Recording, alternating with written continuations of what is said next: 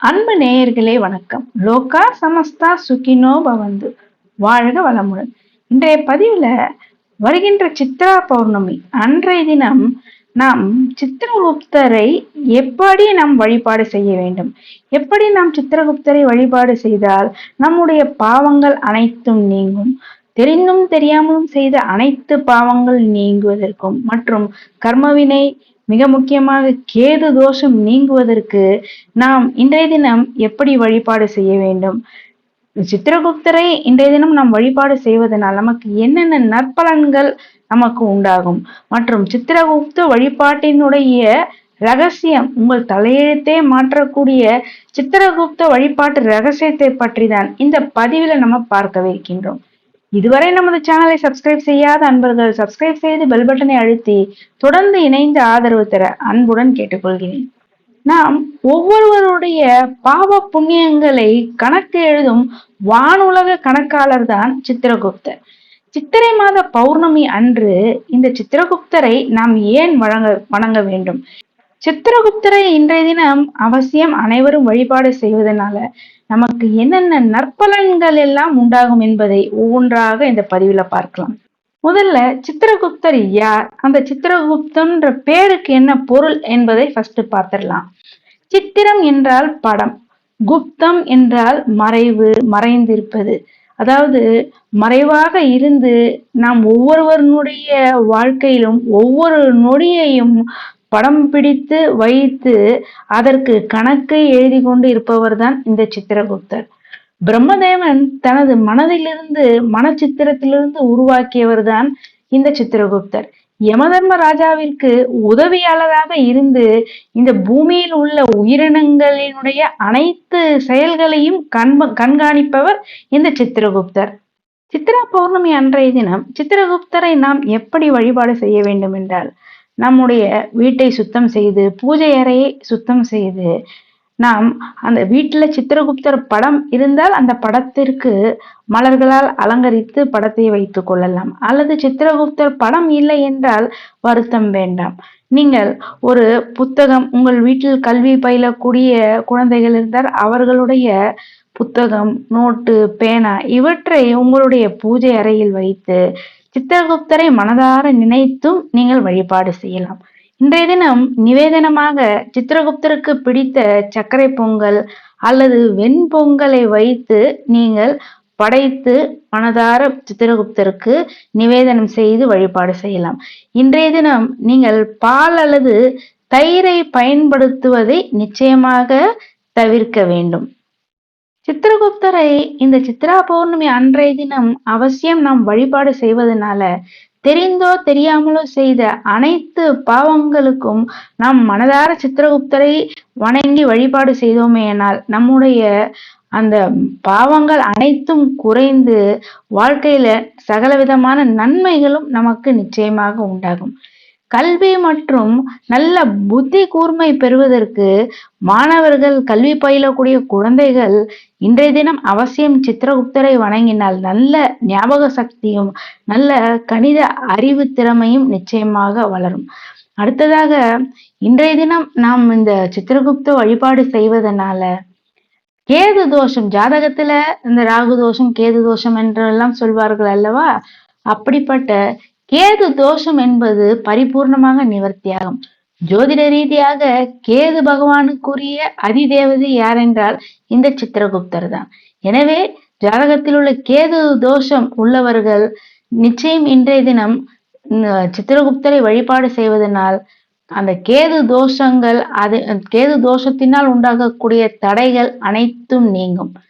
யமபயம் போன்ற அந்த பயங்கள் எல்லாம் நீங்கி நல்ல நிம்மதியான மனநிலையை நாம் பெற வேண்டும் என்றால் இன்றைய தினம் சித்திரகுப்தனுடைய வழிபாடு மற்றும் அவருடைய ஆசீர்வாதம் என்பது நமக்கு மிக மிக அத்தியாவசியம். மேலும் இன்றைய தினம் நிச்சயமாக இந்த ஒரு பொருளை நீங்கள் தானம் செய்வதனால ஜாதகத்தில் உள்ள எப்பேற்பட்ட தோஷங்கள் இருந்தாலும் அது அனைத்தும் நீங்கும். உங்கள் தலையெழுத்தே மாற்றக்கூடிய ரகசிய வழிபாடு என்பது இந்த சித்திரகுப்த வழிபாடு. அன்றைய தினம் நீங்கள் சித்திரகுப்தருக்கு மிகவும் பிடித்த பேனா, பென்சில், நோட்டு புத்தகங்கள் இவற்றை தானமாக கல்வி பயிலக்கூடிய மாணவர்களுக்கு வழங்குவதால் நிச்சயம் சகல விதமான நன்மைகளும் உங்களுக்கு நிச்சயமாக உண்டாகும். அதுவும் குறிப்பாக ஏழை மாணவர்களுக்கு நோட்டு, பென்சில், பாட புத்தகங்கள், புத்தகப்பை இவற்றை தானமாக இன்றைய நாளில் நீங்கள் வாங்கி தருவதனால உங்களுடைய கர்ம வினைகள் அனைத்தும் நீங்கும். சித்திரகுப்தர் வழிபாடு என்றாலே கல்வி சார்ந்த பொருட்களுக்கு மிக அதிக முக்கியத்துவம் உண்டு. எனவேதான் கல்வி பயிலக்கூடிய மாணவர்களுக்கு இன்றைய தினம் உங்களால் முடிந்த அந்த கல்வி உபகரணங்களை வாங்கி தருவதால் நிச்சயமாக உங்களுக்கு சித்திரகுப்தனுடைய பரிபூர்ண அருளாசி என்பது நிச்சயம் உண்டு. இன்றைய தினம் விரதமிருந்து சித்திரகுப்தரை வழிபாடு செய்பவர்கள் உப்பை தவிர்த்து இன்றைய தினம் நீங்கள் உணவை உட்கொண்டு விரதம் அனுஷ்டித்தால் சித்திரகுப்தனுடைய பரிபூர்ண அருளாசி என்பது நிச்சயமாக உங்களுக்கு உண்டாகும். மேலும் இன்றைய தினம் முடிந்தவர்கள் வஸ்திர தானம் செய்வது மிக மிக சிறப்பு. அதாவது யாருக்கு தேவையோ அவர்களுக்கு இன்றைய தினம் நீங்கள் வஸ்திரங்களை தானமாக தருவது மற்றும் அன்னதானம், உங்களால் முடிந்த அன்னதானம், குறிப்பாக இது வெயில் காலமாக இருப்பதனால், அதாவது சித்திரை மாத வெயிலுக்கு இதமாக மோர், பானகம், தண்ணீர் பந்தல் இவற்றையெல்லாம் நீங்கள் இன்றைய தினம் செய்வது என்பது மிக மிக சிறப்பானதாகும். மேலும் இன்றைய தினம் சித்திரகுப்தரை வழிபாடு செய்யும் போது சித்திரகுப்தருக்கு உண்டான காயத்ரி மந்திரமான ஓம் தத் புருஷாய வித்மஹே சித்திரகுப்தாய தீமஹி தன்னோ லேக பிரசோதயாத். இந்த காயத்ரி மந்திரத்தினுடைய பொருள் என்னவென்றால், அந்த பரம்பொருளை நாம் அறிவோம், சித்திரகுப்தனை நாம் தியானிப்போம். அந்த எழுதுகோள் ஏந்திய கணக்காளர் நம் அறிவை தூண்டி நல்வழிப்படுத்துவாராக என்ற இந்த காயத்ரி மந்திரத்தை இன்றைய தினம் நீங்கள் சொல்லி சித்திரகுப்தரை வழிபாடு செய்வது மிகவும் சிறப்பு. அல்லது ஓம் ஸ்ரீ சித்திரகுப்தாயே நமக என்று இந்த ஒரு எளிய திருநாமத்தை தொடர்ந்து நீங்கள் இன்றைய தினம் சொல்லி வழிபாடு செய்வது, அல்லது 108 முறை இந்த ஒரு திருநாமத்தை சொல்லி நீங்கள் வழிபாடு செய்வது என்பது உங்களுக்கு மிக சிறப்பான அற்புதமான நல்ல பலன்களை தருவதாக அமையும். அடுத்ததாக நம்முடைய பண்டைய சாஸ்திரத்துல சொல்லப்பட்டிருக்க ஒரு முக்கியமான தானம், அதாவது கர்ம வினை நீக்கும் விசேஷ தானம் என்றே இதற்கு பெயர்.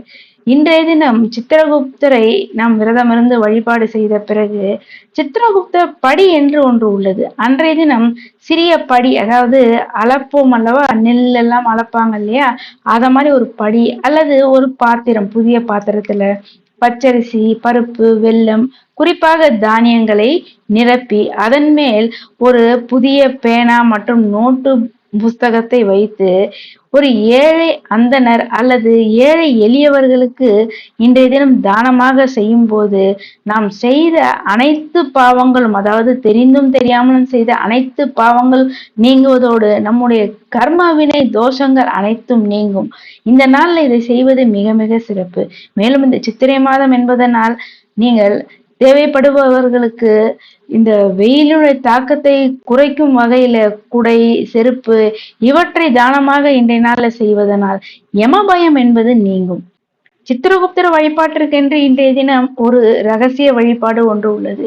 அதாவது சித்திரகுப்தரை வணங்கி வழிபாடு செய்யும் போது ஒரு சிறிய பேப்பரில உங்களுடைய பெயரை எழுதி அதன் கீழ் இனி நான் நற்காரியங்களை மட்டுமே செய்வேன், என் தவறுகளை மன்னித்து என்னை நல்வழிப்படுத்துங்கள் என்று எழுதி அந்த காகிதத்தை சித்திரகுப்தர் படத்திற்கு முன்பாக வைத்து நீங்கள் வழிபாடு செய்வதனால் சிறந்த ஒரு நேர்மறையான நல்ல மாற்றத்தை என்பது இது உண்டாக்கும். எனவே இன்றைய தினம் சித்திரகுப்தர் வழிபாடு, அதாவது சித்திரகுப்தர் வெறும் கணக்காளர் மட்டுமல்ல, நாம் நல்வழியில் நடக்க உதவக்கூடிய ஒரு வழிகாட்டி. எனவே இந்த சித்ரா பௌர்ணமி நன்னாள்ல சித்திரகுப்தரை மறக்காமல் நாம் அனைவரும் வணங்கி அனைத்து விதமான நற்பலன்களை பெறுவோமாக.